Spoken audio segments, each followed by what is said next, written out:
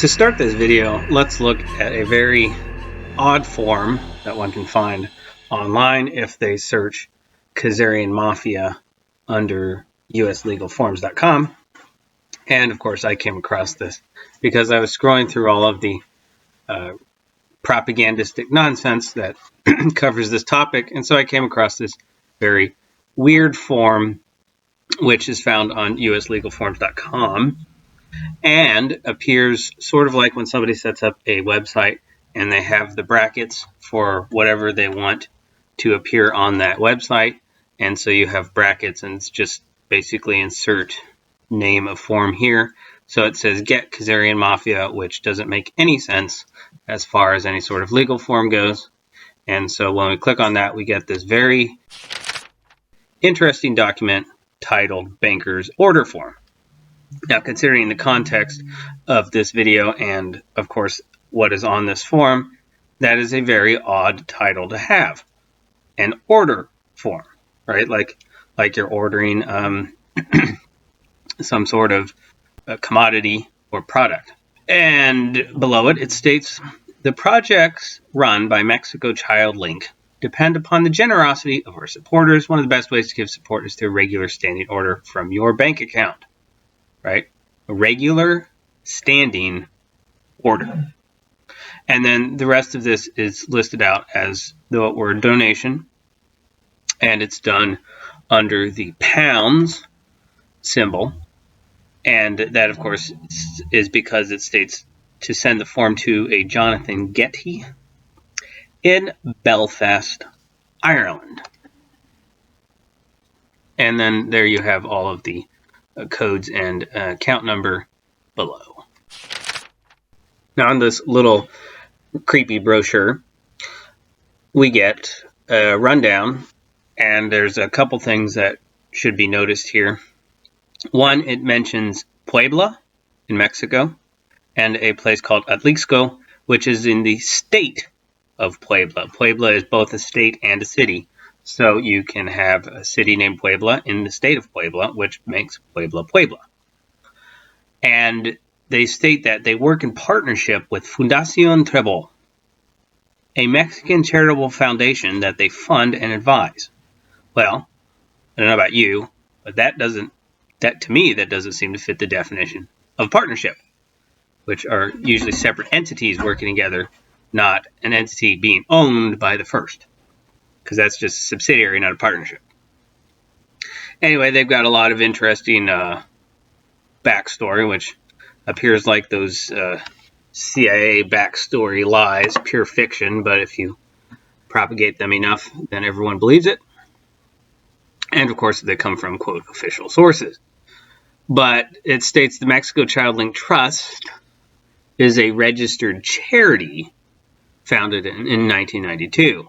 And that would be out of Belfast in Northern Ireland, which is a part of England, for those of you that don't know that. It is not, in fact, a part of the independent Ireland. It's a part of Ireland that is still allegedly, anyway, under English control. And then with this last part, it states that a better life for children with learning disabilities. And then it's got a really weird picture that you often see on those milk carton missing children, that sort of look.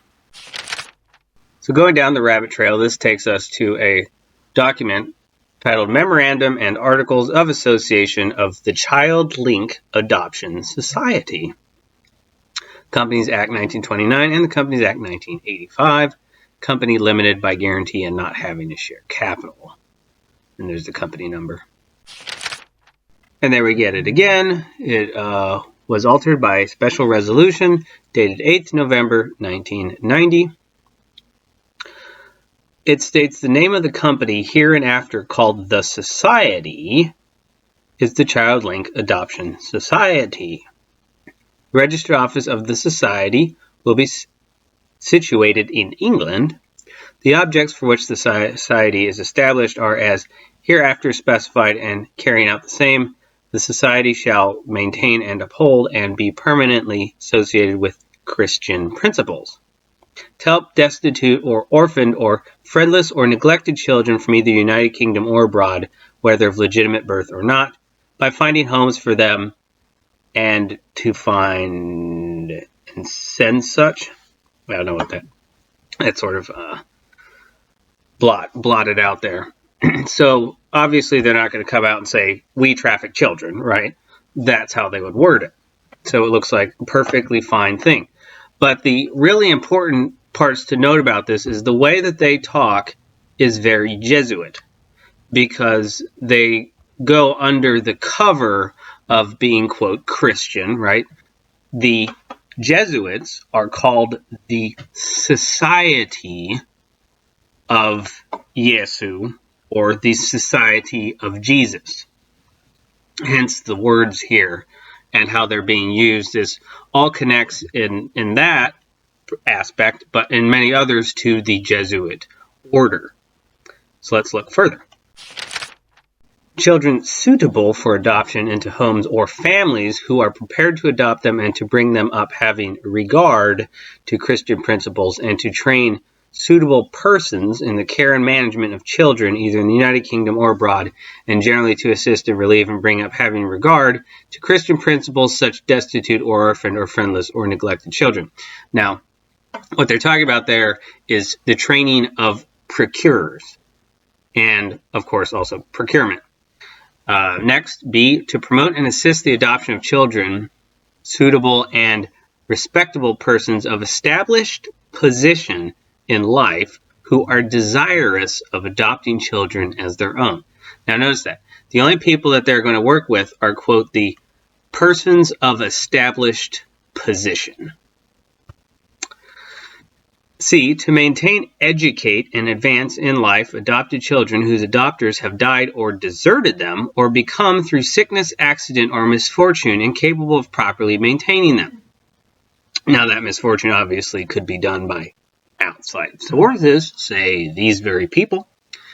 Children whose parents are unable through misfortune or circumstances beyond their control properly to educate and maintain them. Now notice that, properly to educate and maintain them. So if you have parents who don't want to, according to them, properly educate their children because the people that are in the society disagree with the education of someone else's children, well, they can, of course, enact misfortune beyond the circumstances or in control of the parents so that they can then take their kid away because they're not educating them according to the standards listed in this article. Anyway, maintain them, and in particular to assist any parent, married or unmarried, or her to bring up his or her children in cases in which the parent wishes but is unable to do so without such assistance. To act as an adoption society in accordance with the statutory provisions of the time being in force with respect to the adoption of children.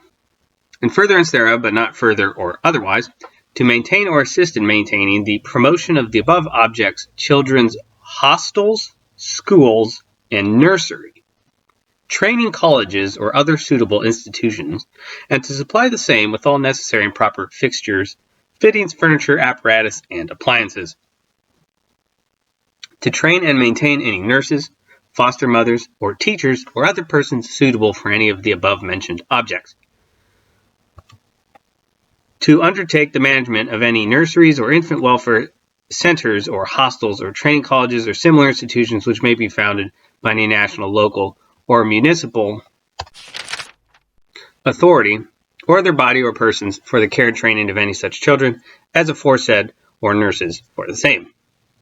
To purchase, take on lease, or exchange, hire, or otherwise acquire any real and personal estate and any rights and privileges which may be deemed necessary or convenient for any of the purposes of the society. To construct, maintain, and alter any houses, buildings, or works necessary or convenient for the purposes of the society, subject as provided in paragraph 11, or H. I think it's H, actually. To take any gift of property, whether subject to any special trust or not, for any one or more of the objects of the society, to take such steps by personal or written appeals, public meetings, or otherwise as may from time to time be deemed expedient for the purposes of procuring contributions to the funds of the society in the shape of donations, annual subscriptions, or otherwise. to form branches and committees either in the United Kingdom of Great Britain or elsewhere for promoting and encouraging any of the objects of the society. So those would probably be non-government organizations, but they could be anything, and this does not specify that those branches and committees need not be incorporated into the alleged governmental structure itself. To print and publish any newspapers, periodicals, books, or leaflets that the society may think desirable for the promotion of its objects. To sell, manage, lease, mortgage, dispose of, or otherwise deal with all or any part of the property of the society with a view to the furtherance of its objects and also so far as lawfully may be, and so far as may be consistent with such objects, to retain any property acquired by the society in the form and upon the something and on which it was so acquired. Now, property here could mean many things, but more than likely it means children, because most of these adoption societies trade in children, meaning somebody comes along and pays to adopt that person. That is a commodity. That's property being bought and sold. And it's very clear what they are dictating here is the framework or structure for a child trafficking company. Now, obviously, they're not going to come out and directly say that, but here they're talking about the operations of how to do it so it looks like something not nefarious to most people. But once you change the wording around, you realize that that is exactly what this is. This is a trafficking operation specifically with regard to children. Anyway, to borrow and raise money in such manner for the use of the society as society may think fit. To invest monies of the society not immediately required for any of its objects in such manner as may from time to time be determined, provided always that money subject or representing property subject to the jurisdiction of the charity commissioners shall only be invested in such securities and with such sanction, if any, as may for the time being be prescribed by law. To undertake and execute any trusts which may seem directly or indirectly conducive to any of the objects of the society, and to appoint trustees to hold any real or personal property upon trust for the purposes of the society or in similar purposes. To subscribe to any charities having objects similar or in part similar to the objects of the society, and to provide a superannuation fund for the servants of the society or otherwise to assist any such servants, their widows, and children or other dependents, provided that the society shall not do anything which would make it subject to or carry on any business or operations with the provisions of the Insurance Companies Act 1982 or any amending acts. To engage, employ, and pay secretaries, clerks, superintendents, masters, mistresses, matrons, visitors, and servants, and any other persons whose services may be required for carrying out the objects of the society. Those, of course, could be, armed individuals, guards, security forces, quote unquote, private armies basically, to cooperate with and establish and support and to aid in the establishment and support of any other charitable associations formed for carrying into effect the primary objects of the society, to amalgamate with or affiliate any companies, institutions, societies, or associations having objects altogether or in part similar to those of the society, and provided that they are licensed to be registered within the word limited to their name and prohibit the payment of dividend or profit to their members. To purchase and otherwise acquire and undertake all or any part which may lawfully be acquired or undertaken by the society of property, assets, liabilities, and engagements of any one or more of the companies, institutions, societies, or associations with which this society is authorized to amalgamate. To admit persons to membership on such terms and conditions and subject to such payment, if any, as may from time to time be determined in accordance with the Articles of Association of the Society. To do all such other lawful things as are incidental or conducive to the attainment of the above objects, provided that the society shall not support with its funds any object or endeavor to impose on or procure to be observed by its members or other members any regulation, restriction, or condition, which, if an object of the society, would make it a trade union. Provided also that that would look pretty bad, wouldn't it? An adoption society that would be listed as a trade union, even though that's really what they are. In many cases, they're a somewhat of a trust monopoly, right? A monopolistic trust, but not that they're going to have a lot of competition in this sort of commerce.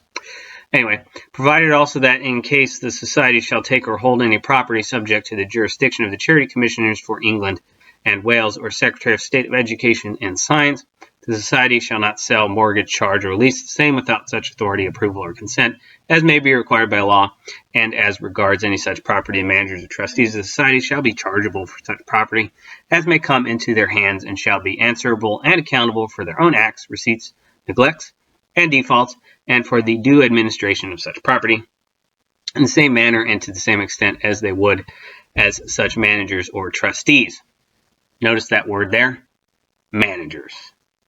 Have been if no incorporation had been effected, and the incorporation society shall not diminish or impair any control or authority exercisable by the Chancery Division, Charity Commissioner, or the Secretary of the State of Education and Science over such managers or trustees, but they shall, as regards any such property, be subject jointly and separately to such control and authority as if the society were not incorporated.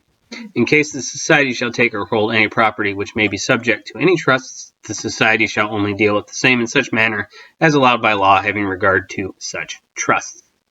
The fallibility of the members is limited. Every member of the society undertakes to contribute to the assets of the society in the event of the same being wound up while he is a member, or within 1 year after he ceases to be a member for payment of the debts and liabilities of the society contracted before he ceases to be a member, and of the costs, charges, and expenses of winding up, and for the adjustments of the rights of the contributories amongst themselves, such amount as may be required, not exceeding £1. True accounts shall be kept of the sums of money received and expended by the society, and the matters in respect of which such receipts and expenditure take place, and of the property, credits, and liabilities of the society, and subject to any reasonable restrictions as to the time and manner of inspecting the same that may be imposed in accordance with the regulations of the society for the time being. Such accounts shall be open to the inspection of the members. Once at least in every year, the accounts of the society shall be examined and the correctness of the balance sheet ascertained by one or more properly qualified auditor or auditors. We, the several persons whose names and addresses are subscribed, are desirous of being formed into a company in pursuance of this memorandum of association. Annie Marie Cole, 11 Regent's Terrace, Cambridge, health visitor, spinster. Now remember that name there, Annie Mary Cole. Ex-Strongsville Adoption Agency owner sentenced for fraudulent adoption of Polish girl who was brutally raped. This is May 19th, 2022.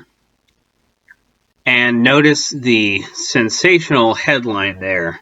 However, when we look into this article, we will find that the writer is actually very much on the side of the alleged adoption agency owner, which is really not an adoption agency, it's a trafficking company for children. Cleveland, Ohio. A federal judge on Wednesday sentenced the former owner of a now defunct Strongsville adoption agency to 3 months in prison for her lying to U.S. and Polish authorities about the adoption of a 5-year-old girl from Poland whose caregiver later violently raped her.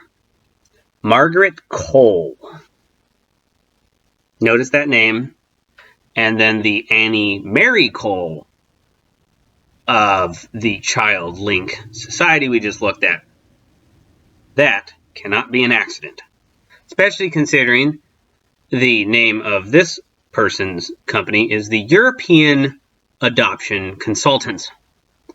Anyway, the owner of European Adoption Consultants will also spend a year on house arrest after she serves her prison term and must pay a $7,500 fine. Yeah, that sounds like the Ghislaine Maxwell case, where everybody on both sides of the legal system do everything possible to protect the holy and sanctified child trafficker who is really just not that bad and is just completely misunderstood. Anyway, U.S. District Judge James Gwynn sentenced Cole to far less than the 2 years in prison and a $90,000 fine sought by prosecutors. One would think prosecutors who are legitimate would seek quite a lot more than that for child trafficking, right?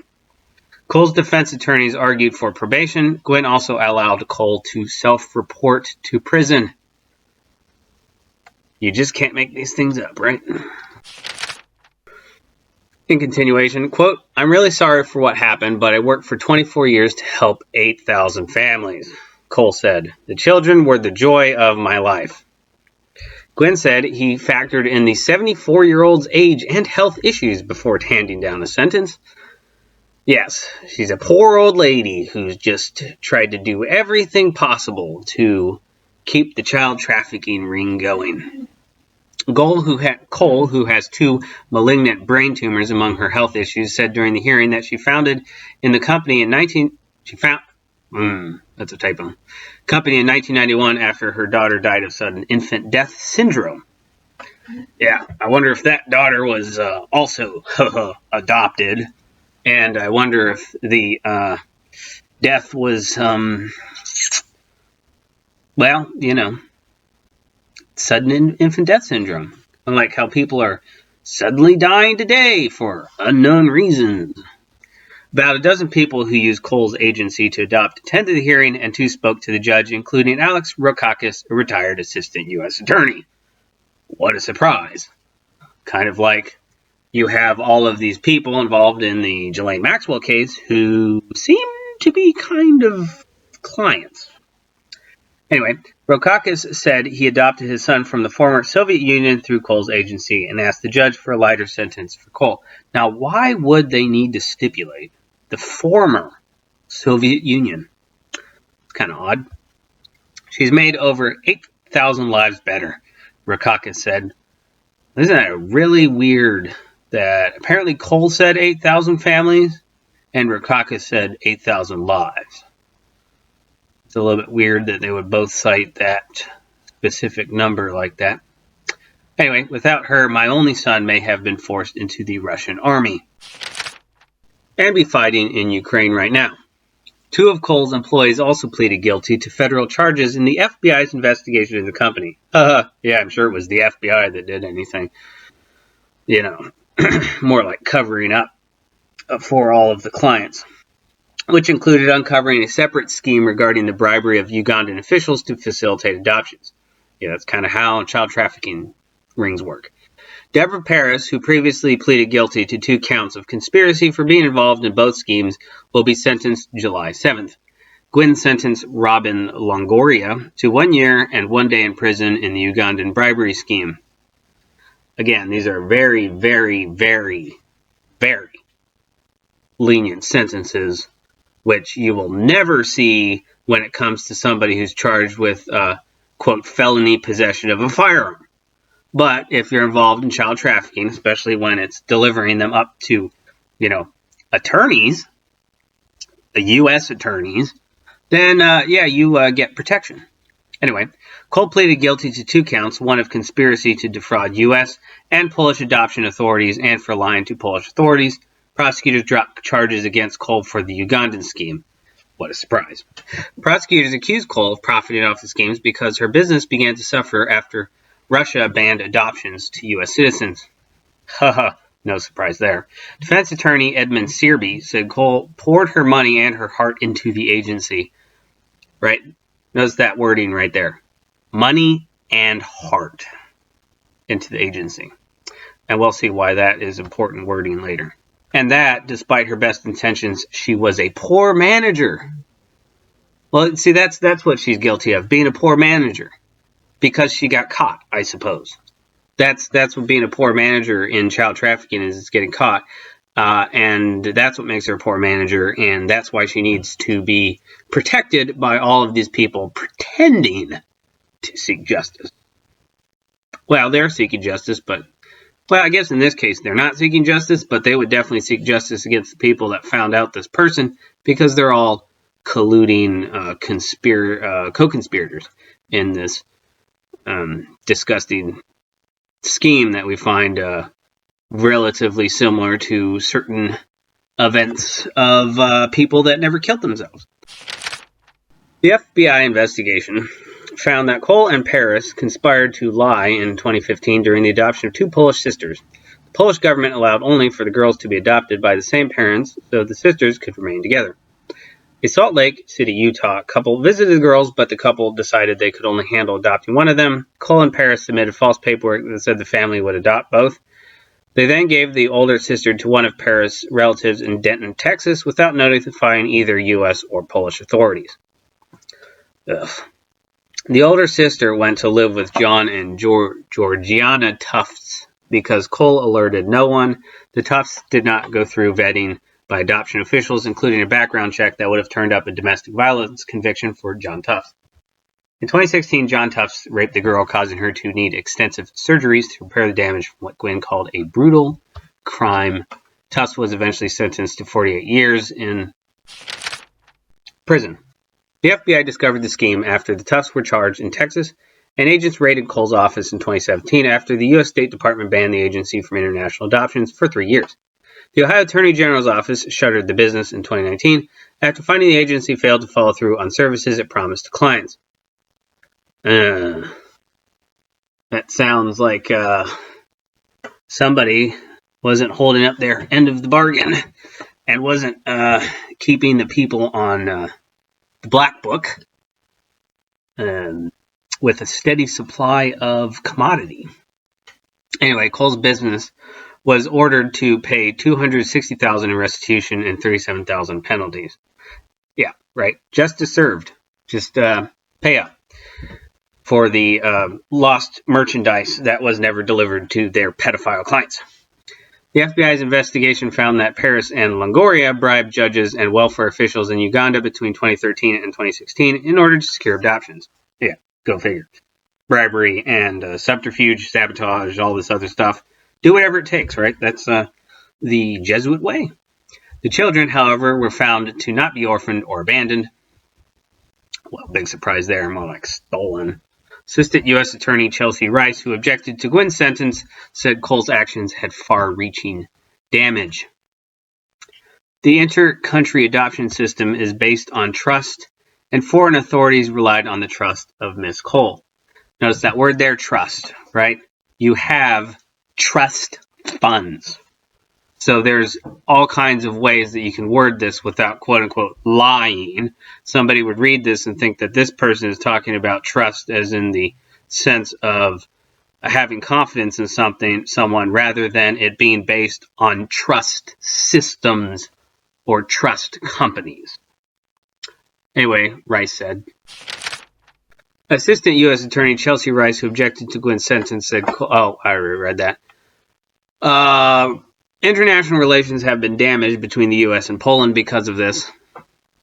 Adam Davis of Amherst said during the hearing that his family adopted a child and cared for her for about a year. Upon learning that the child had family members in Uganda who didn't want the girl to be adopted, Davis's family returned the child. Yeah. I wonder what that little blurb is trying to cover up there. Margaret Cole is not just guilty, David said. Those willing to exploit the poor and commoditize the children of the poor in pursuit of wealth belong in their own nefarious category of inhumanity. Well, there's just another example of doublespeak. And as promised, this article started out with a very strong title, but turned out to be entirely on the side of the child trafficker, to do everything possible to diminish it and say, oh, it's just a poor old lady with health conditions who's just a bad manager. She's really not all that bad. Just completely misunderstood. Sort of like Ghislaine Maxwell, who just has a mental incapacity. That's it. You know, child trafficking just boils down to the fact that the people doing it are priestesses, and they're just nice people. And that's why they can get away with taking your children and everybody else's children and selling them and using them for whatever they get paid to do, basically.